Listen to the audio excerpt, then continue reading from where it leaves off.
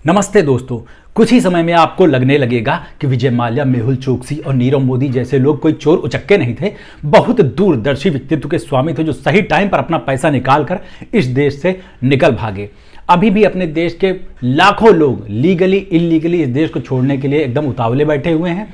चाहे वो छोटा हो, चाहे बड़ा हो, चाहे करोड़पति हो, चाहे अरबपति हो, जल्दी से जल्दी लोग ये देश छोड़कर विदेश में बस जाना चाहते हैं।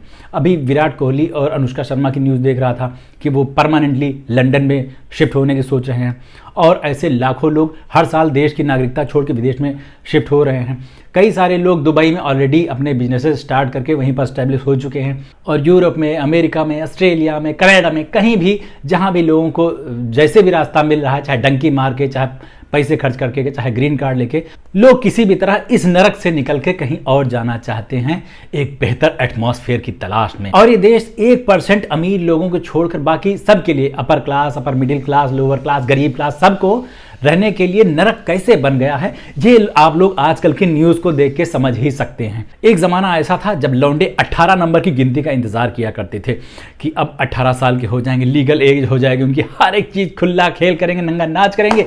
लेकिन अब 18 से इतना डर लगने लगा है क्योंकि हर एक चीज पे 18% जीएसटी लगा जा रहा है। मीठे पॉपकॉर्न पर 18% जीएसटी लगा दिया, जिसपे कि बच्चों को ज्यादा पसंद आता है।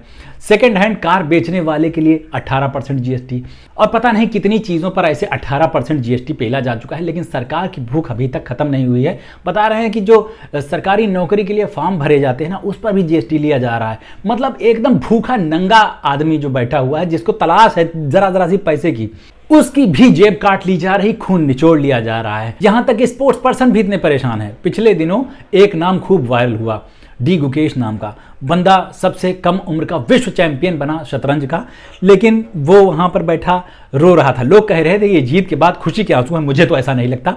मुझे पता है कि उसको आंसू क्यों आ रहे थे। उसको पता चल गया था कि वहां से अपने देश में कदम रखते ही जो प्राइज मनी उसको मिली है, सरकार उसकी जेबें झाड़ लेगी। और वही हुआ भी। 42.5% उसका टैक्स कट गया भाई साहब, यानी आधा पैसा उसका सरकार ने रख लिया। मेहनत कोई करे, 10 साल तक सबने कोई देखे और विश्व के मंच पर देश का नाम ऊंचा कोई करे, लेकिन सरकार की कमाई हो रही है भाई साहब। सब कुछ उल्टा हो रहा है। आईपीएल में जिस बंदे की सबसे महंगी नीलामी हुई थी, उसके ऊपर भी अच्छा खासा टैक्स लगा दिया इस गवर्नमेंट ने, उसको भी आधा पैसा ही मिलेगा। भाई साहब जिधर निकल जाओ, नाक आपकी जिधर को जा रही है उधर से एक टैक्स की खबर आ रही है।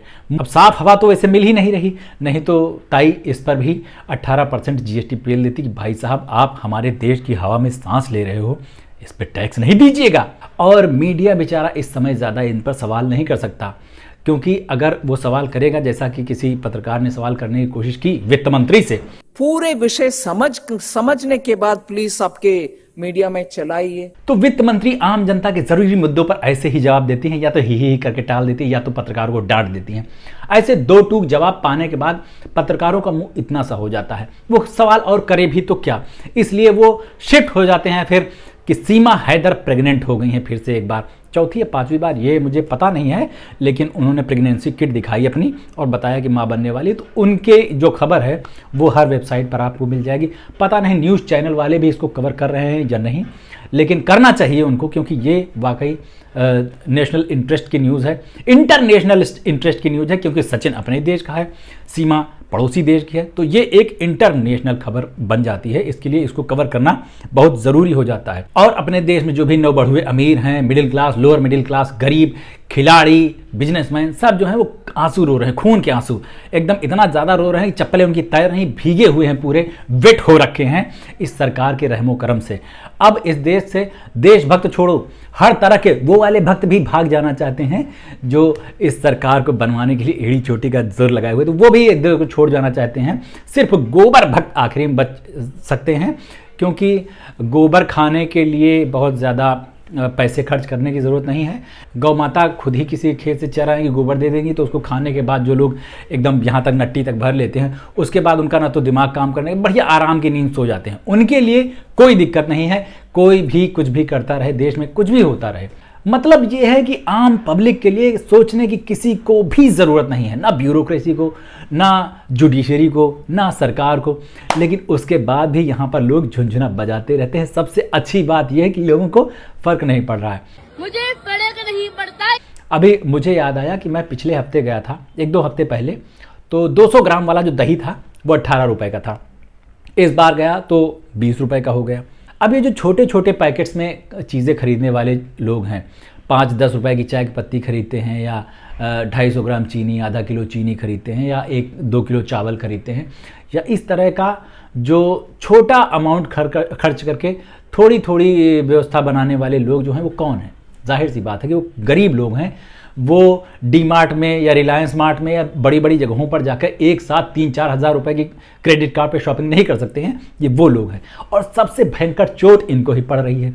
और जो अपने देश में आवाज़ उठाने वाले लोग थे एक ज़माने में, जिनकी आवाज़ सुनी जाती थी, जिनके मुद्दों पर डिबेट हो जाया करती थी, वो बेचारे आजकल ये देखने में पड़े हुए हैं कि फलाने की बेटी ने शादी किससे कर ली। वो बता रहे हैं कि तुम अपने घर के बच्चों को रामायण महाभारत पढ़ाओ, नहीं तो बिटिया आपकी कहीं और चली जाएगी। आपके घर की जो रियल प्रॉब्लम है वो किसी की प्रॉब्लम नहीं है। जो पर्सनल चीज़ें हैं, जिसमें हंसी खुशी वाली चीज़ हो रही, जिसमें प्रेम शामिल है, तो प्रेम गीत गाने वाले लोग प्रेम में नफरत का इंजेक्शन लगाने में लगे हुए हैं। ये तो ज़माना आ गया है। फिर सोच रहे हो आप कि भारत से लोग इतने ज़्यादा भाग क्यों रहे हैं? भाई, इस नरक को छोड़ के बाद नहीं जाएगा, नहीं तो क्या करेगा? बहुत सारे लोगों की आंखें अभी भी बंद हैं। इतनी मोटी सी पट्टी लगी है उनकी आंखों पर, वो जो रात में लगा के सो जाते हैं ना, उससे भी ज़्यादा मोटी पट्टी लगी है। और वो कह रहे हैं कि सरकार अगर टैक्स नहीं लगी तो आपकी सुविधाएं कौन सी देगी, कैसे देगी? घंटा सुविधाएं। अभी भी लोग यही कह रहे हैं कि यहाँ का जो टैक्स सिस्टम है वो ब्रिटेन जैसा है, और जो हालत है यहाँ की, जो सुविधाएं मिल रही हैं वो सोमालिया जैसी हैं। तो ये दिखाई नहीं दे रहा क्या? इतना अंधा कैसे हो सकता है भाई? रोड पे निकलो, बाहर देखो। मुंबई में देख रहा था कि इतनी मोटी लेयर स्मॉग की यहाँ पर चढ़ी हुई है। दिल्ली वालों की तो हालत ही खराब है। वहाँ घर के अंदर लोगों के यहाँ AQI 300 जा रहा है। इनको पता ही नहीं है कि AQI डबल डिजिट में हो सबसे अच्छी चीज़ वो रहती है, क्योंकि अब तो वो न्यू नॉर्मल है। इनको पता ही नहीं है कि सरकार को, सिस्टम को कुछ करना चाहिए इन चीज़ों को लिए। इनको लगता है कि ऐसा हो ही नहीं सकता, कि ये तो प्राकृतिक आपदा टाइप की चीज़ है, जो कुदरत ने कर दिया, हमको वो झेलना ही पड़ेगा। ऐसा मत बोलो भाई साहब। एक ज़माने में बच्चे भगवान की देन हुआ करते थे, अब उसमें भी लोग प्रिकॉशन लेने लगे हैं। और ये जो स्मॉग है ये उतना बड़ा मुद्दा नहीं है। चाइना, सिंगापुर और बाकी यूरोपीय देश वगैरह इस पे कंट्रोल पा चुके हैं। यहाँ सबसे ज़्यादा तो धूल नाक में दम कर देती है भाई साहब। बाहर निकलो तो मास्क लगाए बिना आप निकल नहीं सकते, क्योंकि इतनी ज़्यादा धूल उड़ती है, फेफड़ों में जा रही है। मुझे लगता है कुछ दिन बाद आदमी खांसेगा ना ऐसे खो खो करके, तो 250 ग्राम मिट्टी निकलेगी उसके अंदर से, इतनी ज़्यादा धूल उड़ रही। तो हर तरह का पोल्यूशन यहाँ पर बढ़ता जा रहा है, और लोगों को लग रहा है कि नहीं फलाने कर रहे हैं तो कुछ अच्छा ही कर रहे होंगे, कुछ तो देश का बढ़िया हो रहा है। और इसके बाद भी आपको क्या लगता है कि ये सरकार बदल जाएगी, ये सिस्टम बदल जाएगा, ये कानून बदल जाएगा? ना, ऐसा होने वाला नहीं है। अगर आपको ज़्यादा चिंता हो रही है तो आप एक बढ़िया सा कंबल लेके आराम से उसके नीचे सो जाइए, क्योंकि जब आप उठे होंगे तो कोई और मस्जिद खोदी जा रही होगी, कहीं और मंदिर तलाशा जा रहा होगा, क्योंकि ज़रूरी चीज़ वो है। तुम्हारी ज़िंदगी कोई ज़रूरत नहीं है इसकी। Thank you so much.